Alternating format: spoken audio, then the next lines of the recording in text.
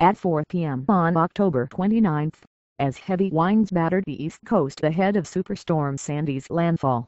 The Coast Guard's Regional Command Center on Staten Island lost power and its hulking backup generators hummed into action.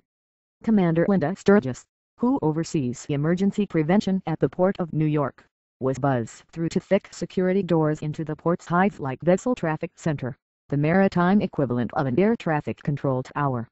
The port had been bracing for Sandy 4 days, and a few hours earlier, its captain had halted all commercial vessel traffic, an emergency lockdown known as Condition Zulu. Shipping delays during storms are common.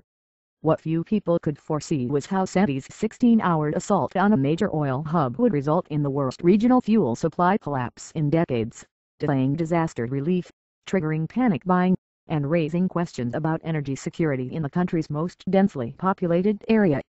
The storm's destructive powers were bad enough, knocking out equipment and power at oil terminals and other energy infrastructure, while disrupting shipping for days because of debris in the harbor. But a series of decisions over recent years had also made the region much more vulnerable. The shuttering of regional oil refineries, decisions by companies to keep fuel low stocks because holding extra supply has become expensive or unprofitable, the recent government downsizing of emergency reserves, and the heavy reliance of fuel terminals on a vulnerable electric grid all played into the supply squeeze. As Sandy approached, Sturgis and her staff were in a unique position to watch it hammer the harbor. On dozens of linking monitors that track marine vessels by satellite, they verified that oil tankers, barges, container ships and recreational boats were hunkered down. Then, around 8 p.m. on Monday, October 29, Sturgis' sense of alarm began to rise with the tide. Since the September 11, 2001 terror attacks on New York, surveillance of the 1,300 or so vessels that transit the New York harbor each day has been beefed up. Live feeds from military cameras in secret locations allowed Sturgis to watch Sandy raise sea levels by as much as 14 feet. That, she knew, would submerge low-lying zones, with frightening implications for residents. But Sturgis, who also holds a business degree in supply chain management, recognized another threat too. When I saw it surge, I knew it would impact oil supplies, she says. The public probably doesn't realize how critical the harbor is. It's the epicenter of fuel distribution for the whole Northeast. Sandy's death toll stands at 132. Thousands have been left homeless. Economic damage estimates top $50 billion, and more than 8 million homes and businesses lost power, some 4 weeks.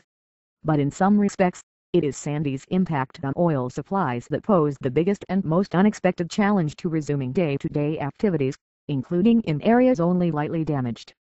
Experts worry the scenario could become more frequent, in part due to climate change and a lack of flood protection, but also due to oil market changes that have eliminated supply safeguards. Some worry that policymakers are doing little to address the threats. What really happened with oil supplies here hasn't been discussed enough, said Malcolm Bowman, oceanographer and storm surge expert at State University of New York at Stony Brook. As the heart of the East Coast fuel market, the harbor covers an area of 125 square miles in New York and New Jersey and takes in around 1.5 million barrels a day of oil from the U.S. and overseas. From tanks that hold up to 75 million barrels, harbor facilities send fuel back out, by barge, tanker, pipe, truck and rail, to consumers from New Jersey to Maine. The region of 60 million, which consumes 6% of the world's oil, relies in part on harbor supplies. The day after, panic buying depleted stocks at fuel pumps even before Sandy hit. MasterCard Incorporated data shows the volume of fuel sales in the Mid-Atlantic region in the pre-storm weekend topped average levels by 65%. And that was at a time when 2/3 of Northeast refining capacity was already shut and pipelines were idled in preparation for Sandy, meaning less fuel was flowing in the region. Consumers were right to be worried. Around 8 a.m. on Tuesday, October 30, the Coast Guard held the first of many post-storm conference calls with shippers, fuel terminal operators, and other harbor stakeholders. Reports from the field were sobering.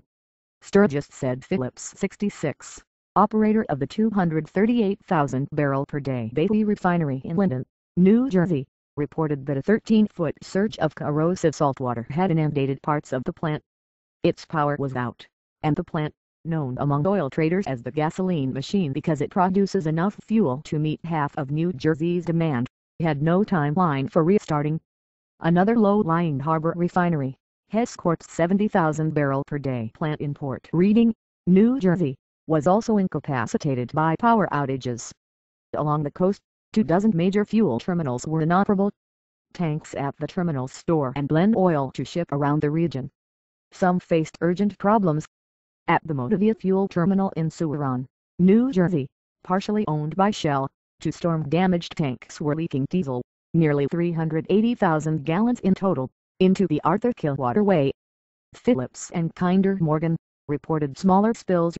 Underground pipes like Colonial Pipeline, which usually delivers 800,000 barrels per day to the harbor from Houston, were not damaged but remained shut for days after terminals lost power.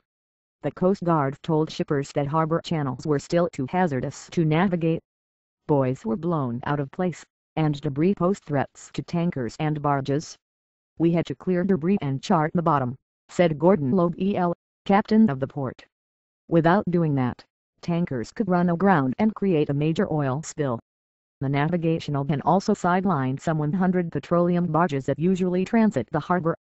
Some of the flat-hulled workhorses, which also carry fuel up the East Coast, reach the length of 2 football fields and carry up to 100,000 barrels of fuel, 120 times more than any fuel truck. Raised to recover. Following the storm, oil workers were ready to spring into action, and the Coast Guard, with help from Army engineers and private pilot vessels, raced to reopen the port. But many operators found there was no quick fix to the harbor's broader problems. "It was really bad," said Scott Hellman, the petroleum barge dispatcher for Charlie Marine, whose work trailer in Buckland's Navy Yard was destroyed. "For about a week, barges just stopped. Fuel terminals couldn't receive them." Much of Linden, New Jersey, the city of 41,013 miles southwest of Manhattan, was severed from the Northeast fuel supply chain. Perched beside the hard-hit Arthur Kill, Linden is the harbor's pipeline crossroads and a staging point for oil shipments. Storm surges left boats piled up along the town's main industrial street.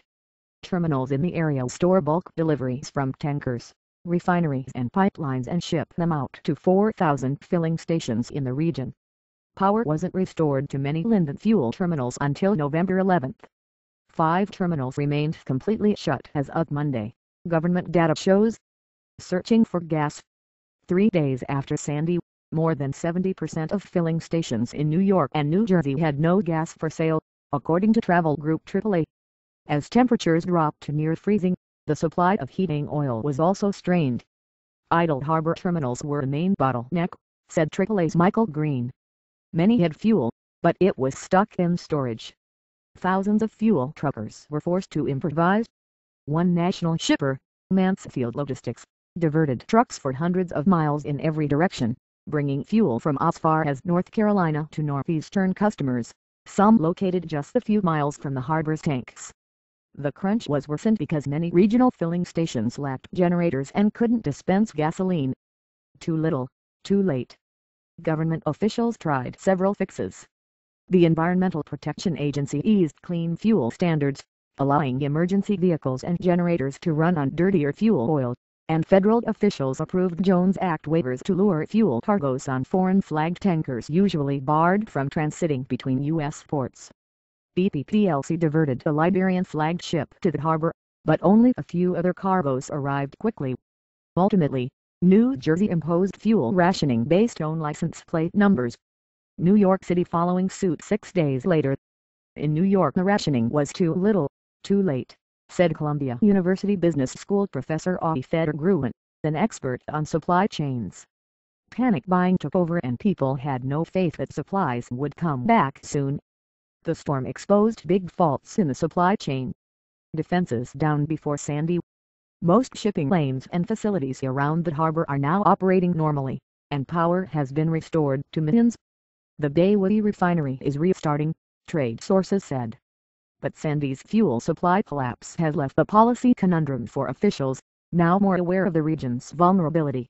New York Governor Andrew Cuomo and New York City Mayor Michael Bloomberg have said they believe climate change is increasing the frequency and force of storms in the area.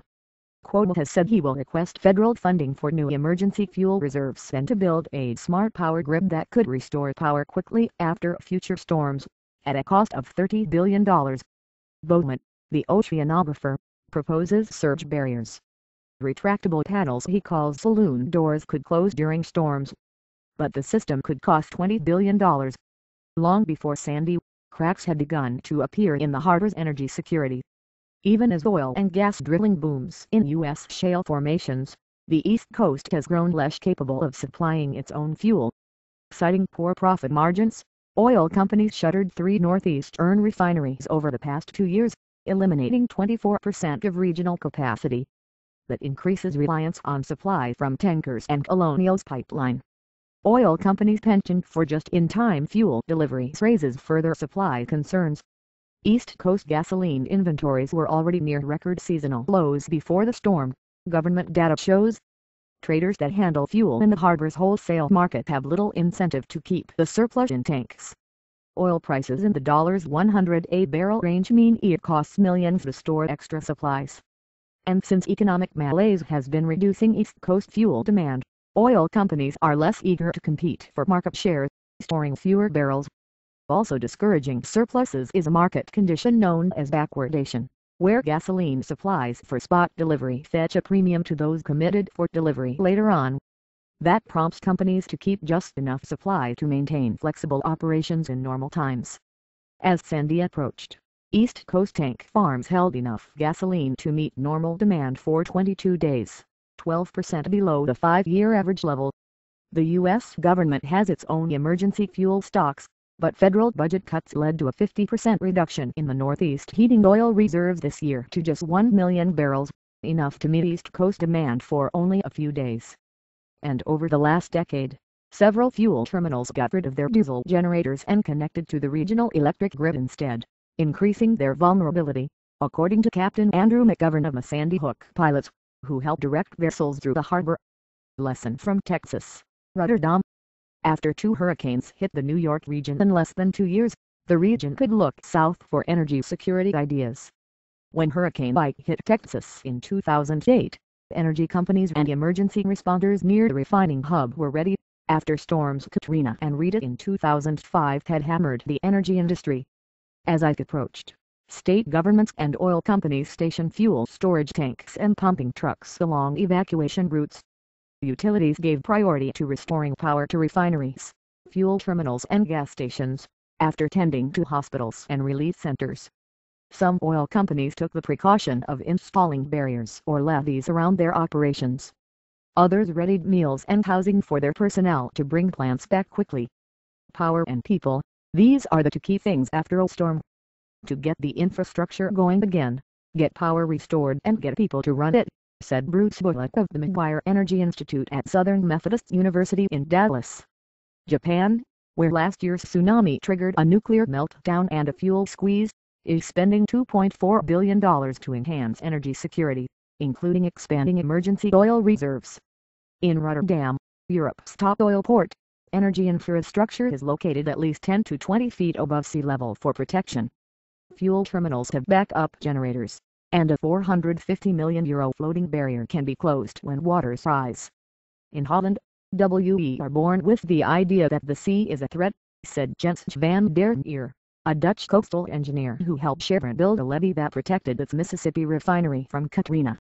We're prepared even for the storm that only happens once every 10,000 years.